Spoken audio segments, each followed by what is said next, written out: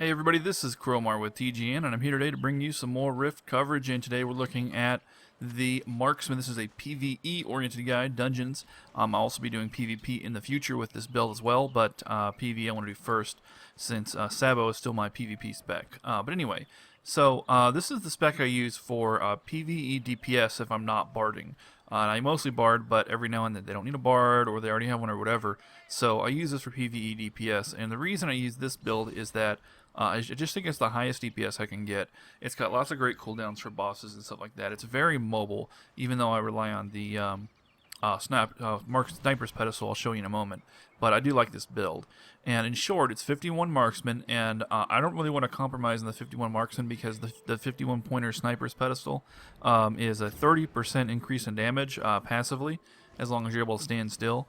And then Marksman, which is Marksman's Pedestal, the lower level version is only 10%. So those points are just a matter of 10 versus 30 passive and DPS increase. So obviously, I want to get the 51 points. Now, I'm open to other specs. If somebody has one that's like, 38, I want to make sure I have controlled fire. This is I won't compromise on this one. But if you know of a spec that you like, that you think does more damage with Marksman and PvE, that's like 38 Marksman and then maybe other points and other passives, I'm open to it, but I haven't found one yet, so this is the best one I know of. So as for the other trees, I went with Nightblade and Assassin. You can also go with Ranger, but the reason I went with this combination is for two things. The first thing is, of course, Nightblade has lots of great passives, like 15% and 15%, and then also another 5% from Hellfire Blade procs, so 20% damage for only 12 points passively, which is awesome. The other reason is that these procs here, Virulent Poison and Hellfire Blades, proc and add a lot of extra damage to it. And Virulent Poison in particular is nice because it requires 0 points in Assassin. So I can actually take these three out of critical chance if I wanted to and put them into whatever the hell I want in Nightblade and still maintain this poison. So that's why I like Assassin. If you went Ranger, you wouldn't get anything useful at all from your roots. You get, I think you eventually, you get Splinter Shot. That's pretty good.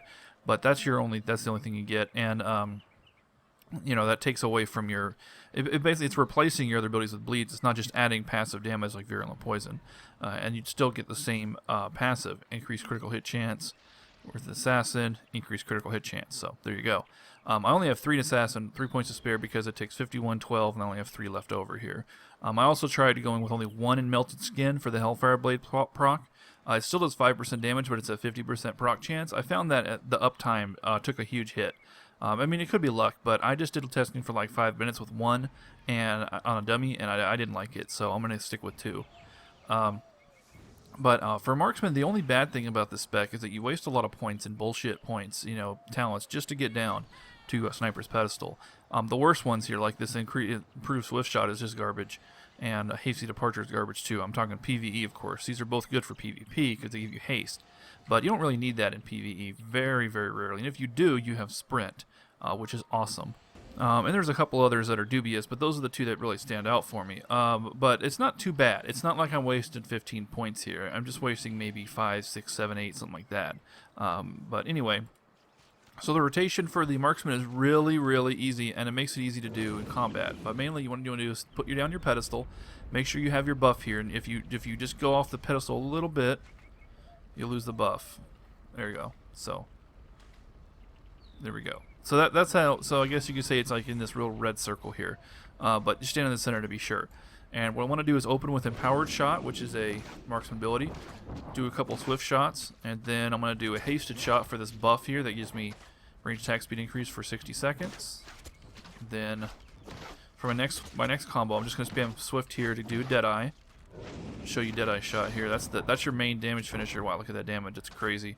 And then I have a great cooldown here called Strafe, once every minute. As you see, it generates points very fast and saves you on energy. And I'm going to do Deadeye Shot for finisher.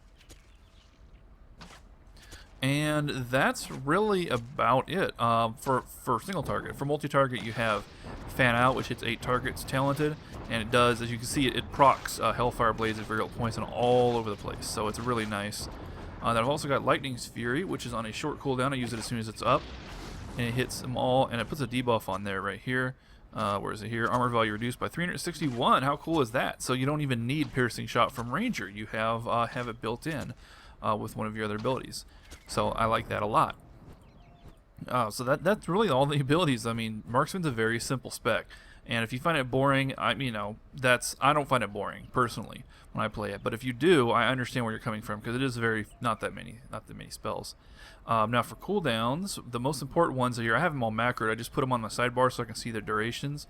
I'm sure I could do that with a macro command. I just don't know macros well enough. But controlled fire reduces the cost of all marksman abilities by 50% for 15 seconds. Obviously, that's huge. Hit and run, which allows you to spam empowered shot and deadeye shot back to back. This is a massively powerful cooldown, and you absolutely have to use this one. And then the last one is not that important. Fire and forget cause your auto attacks to add a combo point. So if I was to lose this because I didn't do 51 marksman, I wouldn't really worry about this one. It's controlled fire that I'm really worried about. But I'm going to hit my macro that pops all three at once, and then just go empowered, deadeye, empowered. Look at that deadeye. How awesome is that? And empowered gives me 2 each, and then the other thing, fire and forget or whatever it is, usually gives me a third one in time, but doesn't always. So anyway, that ran out. But now I got 5 column points. I want to show you one last thing. Cooldown here, Bullseye causes your next damaging ability to be a critical hit. So I'm going to pop that and do a deadeye shot for a 100% chance to crit and just destroy their faces. So there you go. That's really nice damage. It's funny though, deadeye shot used to be even more powerful in beta, but they had to nerf it. I guess they saw level 50 numbers and they're like, wait a minute, this is getting outrageous. I'm gonna knock it down to something more reasonable. And it looks strafes back up. Let's see, is there any other abilities? There's not a whole lot of... Oh, wait, there's one more here. Quick Reload, which resets the cooldown of all your abilities. This is great for emergencies, so you can do like double controlled fire, hit and run combos, or something like that. And you can even do double Bullseye for really big damage if that's something you want to do. And that's all the ones that are really relevant to PvE. There is one more ability called Crossfire. I don't really use it in dungeons because it would really piss off the tank. But it's not going to... Probably it's going to show immune on here. But anyways, you see it's a channeled ability. Hits multiple targets, and what it's saying immune for is, let's look at the tooltip. When it causes enemies within 10 meters are knocked back. And this is for PvP mainly. Or if you just want to screw with your tank and move the mobs around on them. There's really no other reason to do this. I guess it does interrupt casting. So if maybe in rare situations you may be able to push a mage towards the tank, I'm sure they would really appreciate that. I haven't had that come up though. I just don't use it in PvE because I don't want to risk pissing off the tank. Of course, you could also just stand back and use it. But honestly, I'm okay with Lightning Fury and Fan Out. I'd rather not risk screwing up like that. That would be embarrassing. So those are all the abilities that are relevant for PvE. Now let's go on to some actual dungeon footage here. This is Expert Tier 2 Abyssal Precipice, and this is the third boss, something Bloodwalker. Fourth boss? No, third boss. And the short version of this is that he puts these crystals on people. You have to destroy them to break them out. And he also puts on a dot and beats up the tank, and not much else. Pretty simple. But this is a great fight for Marksman. As you see, I'm just staying completely still, which goes, counter to my nature. I like to hop around and crap during fights, especially when I'm barding and I'm doing my motifs. I just jump all around. But as Marksman, you can't do that. You got to stand on your pedestal. You notice I just refreshed my pedestal there because I noticed that my quick reload cooldown was almost up. And quick reload is a 3-minute cooldown, and a sniper's pedestal is a 3-minute duration. So I'm like, hey, wait, I might need to refresh this soon. So I just did it since there was no crystal up. But anyway, the switching, my main damage here is just like I showed you on the dummy. It's real simple. Empowered shot every time it's up, strafe every time it's up, maintain rapid fire shot, deadeye shot for your finisher when rapid fire shot's up, and then every other filler is swift shot. There's no AoE on this fight. I didn't even use Lightning Fury. I suppose it probably, in hindsight, I should have used Lightning Fury on these crystals to help the rogue destroy them faster, but I don't think it made that big of a difference, to be honest. And there's really no other abilities that are used in this fight. Just your cooldowns, and there you go. And your basic attacks. So I'm very happy with the damage I get from this. I don't run any meters yet, and this is something that I want to solve very soon. So I can have real numbers here. I hate talking about DPS and be like, well, I guess I'm doing good, and not really be sure. I hate that. So when I do have the ability to track numbers properly, believe me, I will share that with everyone, and we do some real testing. I want to do actual side-by-side tests of these different specs. Full assassin, full marksman, full nightblade, all that good stuff. See what's the best. And but in the meantime, I'm just going to go with my gut here with what the numbers look like, how fast things seem to be dying. Am I running out of energy? Am I getting myself killed, or my spells interfering with other people? All that stuff.